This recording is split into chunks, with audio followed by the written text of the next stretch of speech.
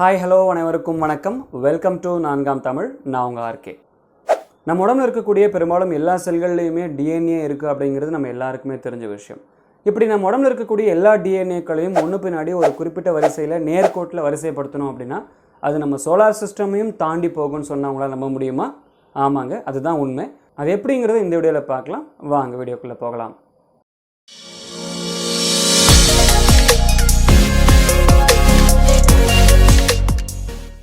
இந்த டிஎன்ஏ அப்படிங்கிறது deoxyribo nucleic acid அப்படின்னு சொல்லுவோம். இது ஒரு ஜெனட்டிக் மெட்டீரியல், மரபு பொருள் அப்படின்னு சொல்லுவோம். இந்த டிஎன்ஏக்கள் நம்ம உடம்புல ஏறக்குறைய எல்லா செல்கள்லையுமே இருக்குது. அண்ட் இது எங்கே இருக்குது அப்படின்னு பார்த்தீங்க அப்படின்னா நம்ம உடம்புல இருக்கக்கூடிய செல்களில் நியூக்ளியஸ் இருக்குது. அந்த நியூக்ளியஸ்க்குள்ள குரோமோசோம்கள் இருக்குது. அந்த குரோமோசோம்களுக்கும் உள்ளதான் இந்த டிஎன்ஏக்கள் இருக்குது. கொஞ்சம் நல்லா யோசிச்சு பாருங்கள். ஒரு செல் அப்படிங்கிறதே மிக நுண்ணிய ஒரு அமைப்பு. இதை மைக்ரோஸ்கோப்பில் மட்டும்தான் நம்மளால் பார்க்க முடியும். ஒரு செல்லே எவ்வளவு சின்னது அப்படின்னா அந்த செல்லுக்குள்ளே இருக்கக்கூடிய நியூக்ளியஸ் எவ்வளவு சின்னதாக இருக்கும், அந்த நியூக்ளியஸ்க்குள்ளே இருக்கக்கூடிய குரோமோசோம்கள் எவ்வளவு சின்னதாக இருக்கும், அந்த குரோமோசோம்களுக்கும் உள்ளே இருக்கக்கூடிய டிஎன்ஏக்கள் எவ்வளவு சின்னதாக இருக்கும். கொஞ்சம் யோசிச்சு பாருங்கள். இவ்வளவு சிறிய டிஎன்ஏ தான் நம்ம வரிசைப்படுத்துகிறப்போ அது நம்ம சோலார் சிஸ்டமையும் தாண்டி போகும்னு சொன்னால் அவங்களால நம்ப முடியுதா? நம்ப முடியல. ஆனால் இது பாசிபிள் தான். ப்ராக்டிக்கலாக பாசிபிளா அப்படின்னு கேட்டிங்கன்னா நிச்சயமாக இல்லை. அண்ட் மேத்தமேட்டிக்கலாக இது பாசிபிள். அது எப்படிங்கிறத வாங்க பார்க்கலாம். டிஎன்ஏ அப்படிங்கிறது ஒரு long and lengthy coiled structure அப்படின்னு சொல்லுவோம். இது ஒரு நீளமான இழை போன்ற ஒரு வடிவம்.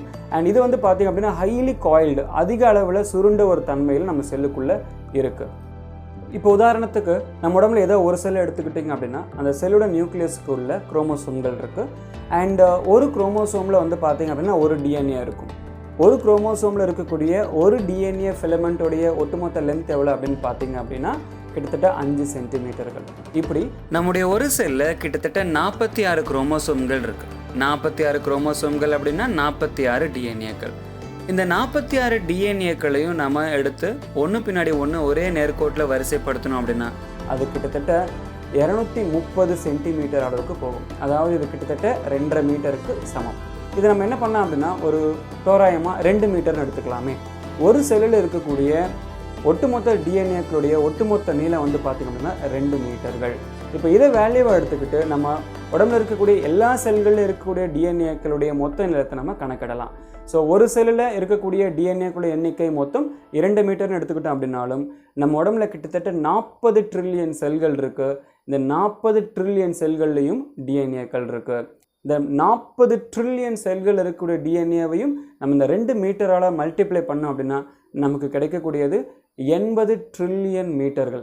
அதாவது நம்ம உடம்புல இருக்கக்கூடிய எல்லா செல்கள்ல இருந்தும் டிஎன்ஏவை எடுத்து அதை ஒன்று பின்னாடி ஒன்று ஒரு நேர்கோட்டில் வரிசைப்படுத்தணும் அப்படின்னா அது 80 ட்ரில்லியன் மீட்டர் அளவுகளுக்கு நீளமாக இருக்குமா. இப்போ நம்முடைய ஒரு புரிதலுக்காக இந்த 80 ட்ரில்லியன் மீட்டர்கள் அப்படிங்கிறது வேற ஒன்றும் இல்லைங்க, கிட்டத்தட்ட 8000 கோடி கிலோமீட்டர்களுக்கு சமம்.